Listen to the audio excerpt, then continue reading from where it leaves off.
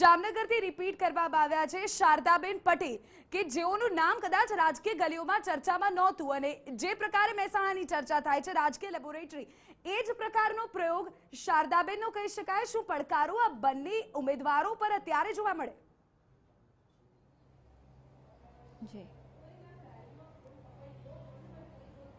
जी बिल्कुल खूब ज रसप्रद आ बंने बैठकों है। उत्तर गुजरातनी एक बैठक और सौराष्ट्रनी एक बैठक जो शुरुआत करवामां आवे उत्तर गुजरातनी बैठक उपरथी विधिओ कहेवामां आवतुं होय छे के महिला महिलानी दुश्मन होय छे त्यारे आ केसनी अंदर सौथी अलग जोवा मळ्युं छे। आज ए बैठक हती सतत 2 वखतथी जयश्रीबेन पटेलने महेसाणामांथी भाजप मैदान पर उतारतुं हतुं परंतु आ वखते जयश्रीबेनने पड़ता मूकवामां आव्या हता अने शारदाबेनने मैदाने उतारवामां आव्या हता। परंतु सौथी जे नवाईनी अने सौथी जे रसप्रद वात रही छे ए छे के शारदाबेन पटेलना संपूर्ण केम्पेनिंगमां जयश्रीबेन पटेल द्वारा सीधू ध्यान राखवामां आव्युं छे। तमाम जे मतोनुं गणित छे के मतदाताओ सुधी पहोंचवानी जे वात छे के लोको सुधी पहोंचवानी वात छे तेमां जयश्रीबेने सीधी मदद करी छे। अने जो राजकारणनी वात करवामां आवे तो शारदाबेनने गढ़धुतीनी अंदर न मात्र राजकारण मळ्युं छे परंतु समाज सेवा पण मळी छे। एटले आ नाम जे हतुं ज्यारे आव्युं त्यारे महेसाणानी बहारवाळा जे लोको छे तेमनी माटे कदाच नवुं नाम हतुं परंतु भाजप माटे आ नाम ए खूब ज मददरूप नाम हतुं केम के जे रीते पाटीदारोनुं आंदोलन एंटी इन्कम्बन्सी अने जे अनेक विषयो हता ते एवा समयनी अंदर कोक एकदम स्वच्छ छबीवाळो अने समाज सेवा साथे जोडायेलो जे चेहरो हतो ए चेहरामां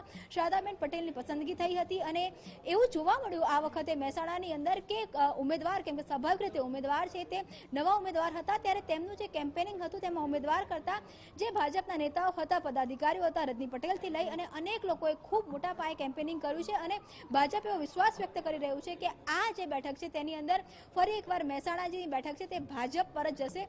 आवो ज एक जे विश्वास छे ते सौराष्ट्रमा पण छे। सौराष्ट्रनी जे फाइट छे अने टफ फाइट एटले पण कही शकाय केम के विधि सौराष्ट्रनी जे फाइट छे न मात्र भाजप अने कांग्रेस वच्चे छे परंतु सौराष्ट्रनी फाइट ए मांडम परिवार वर्सेस मांडम परिवारनी छे। ज्यारथी पूनम मांडम सौराष्ट्रमा माफ करशो जामनगरमां जोडाया लोकसभानी बैठकमां आ वखते बीजी वार तेमने रिपीट करवामां आवी रह्या छे त्यारे ते कांग्रेस सामे तो लड़ी ज रह्या छे परंतु आपणे सौ जाणे छे ते मांडम परिवार कांग्रेस साथे जोडायेलो छे। समय साथे आ वखते पण केटलाक जे मांडम परिवाરના સભ્યો હતા कांग्रेस साथे जोडाया હતા એટલે એક દબાવ પોતે હોય છે।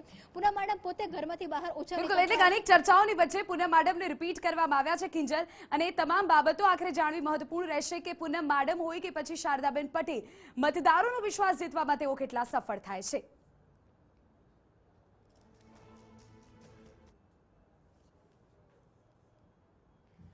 અને હવે વાત જો ભારતીય જનતા પાર્ટીના વધુ એક મહિલા ઉમેદવારની કરવામાં આવે કે જે નવો ચહેરો છે ભારતીય જનતા પાર્ટી માટે જે રિપીટ નથી તે ગીતાબેન રાઠવા અત્યારે મેદાનમાં ઉતર્યા છે। આપને જણાવી દઈએ કે રાઠવા વર્સિસ રાઠવાની જંગ દાહોદ લોકસભા બેઠક પર કે જ્યાં ગીતાબેન રાઠવા ઉપર ભારતીય જનતા પાર્ટીએ આ વખતે પસંદગી ઢોળી છે। પરંતુ બાબત એ છે કે તે સામે કયા પ્રકારની ટક્કર આપી શકશે કારણ કે એક તરફ રામસિંહ રાઠવાની વાત હોય નારાયણ રાઠવાની વાત હોય ને તમામની વચ્ચે ગીતા રાઠવા હવે જ્યારે મેદાનમાં છે ત્યારે જ્ઞાતિગત ગણિત કે તમામ બાબતોને લઈને મતો અંકી કરવામાં તેઓ કેટલા સફળ થાય છે।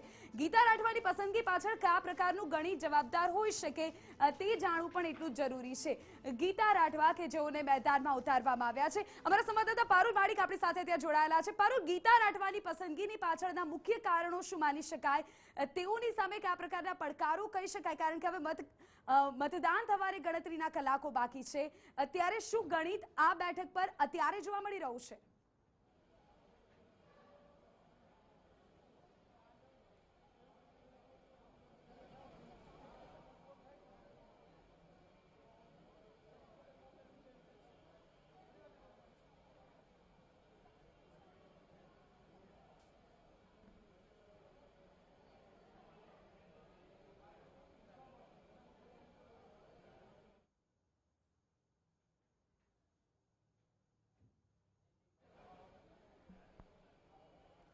તો આપણે જણાવી દઈએ કે વધુ જે મહિલા ઉમેદવારોની જાણકારી આપણે આપી રહ્યા છે। આમ તો કુલ 28 મહિલા ઉમેદવારો ગુજરાતમાં મેદાનમાં છે પરંતુ બંને મુખ્ય પક્ષોની જો વાત કરવામાં આવે તો ભારતીય જનતા પાર્ટીના 6 મહિલા ઉમેદવારો મેદાનમાં છે અને કોંગ્રેસ તરફથી એકમાત્ર ગીતાબેન પટેલ છે કે જેઓ અમદાવાદ પૂર્વથી મેદાનમાં ઉતર્યા છે। જે ભારતીય જનતા પાર્ટીએ મહિલા ઉમેદવારોને મેદાનમાં ઉતાર્યા છે તેમાં શારદાબેન પટેલ અને એ સિવાય જો વાત કરવામાં આવે ગીતાબેન રાઠવા બે નવા ચહેરા છે અને 4 ચહેરાઓ ભારતીય જનતા પાર્ટીએ રિપીટ કર્યા છે। તો આ તમામ જે ઇલેક્શન સાથે જોડાયેલી બાબતો છે તે તમામ દિવસભર આપણે આપતા રહીશું। અત્યારે મને આપશો રજા।